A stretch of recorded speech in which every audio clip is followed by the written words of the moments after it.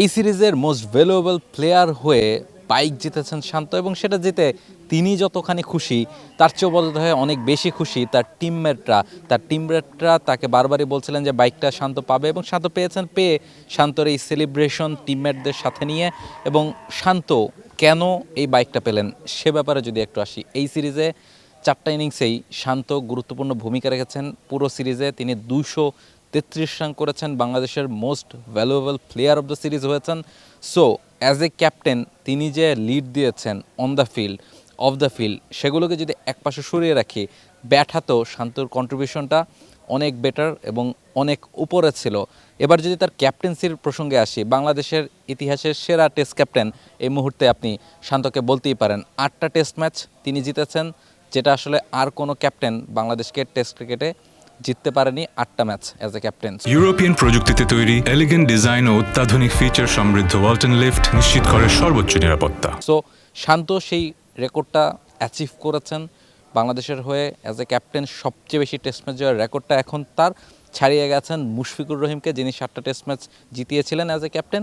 So শান্তর on and off the ফিল্ডের যে ক্যাপ্টেন্সি, সেটা নিয়ে অনেক বেশি আলোচনা হচ্ছে। শান্ত যেভাবে মাঠের ভিতর তার টিমকে সাপোর্ট করছেন, তার টিমের প্লেয়ারদেরকে ব্যবহার করছেন, কিংবা যে অ্যাগ্রেশন তার টিম দেখাচ্ছে, সেটাই আসলে বাংলাদেশ দলকে সাকসেস এনে দিচ্ছে। এবং শান্ত যে 8টা ম্যাচ জিতেছেন, সেখানে গুরুত্বপূর্ণ নিউজিল্যান্ডের বিপক্ষে ঘরের মাঠে একটা জয় ছিল, এছাড়া পাকিস্তানের বিপক্ষে পাকিস্তানের মাটিতে বাংলাদেশ সিরিজ জিতে এসেছিল, ইভেন হোয়াইট ওয়াশ করেছিল, এবং সবশেষ এই সিরিজে বাংলাদেশ আরও একবার ঘরের মাটিতে পাকিস্তানকে হোয়াইট ওয়াশ করলো।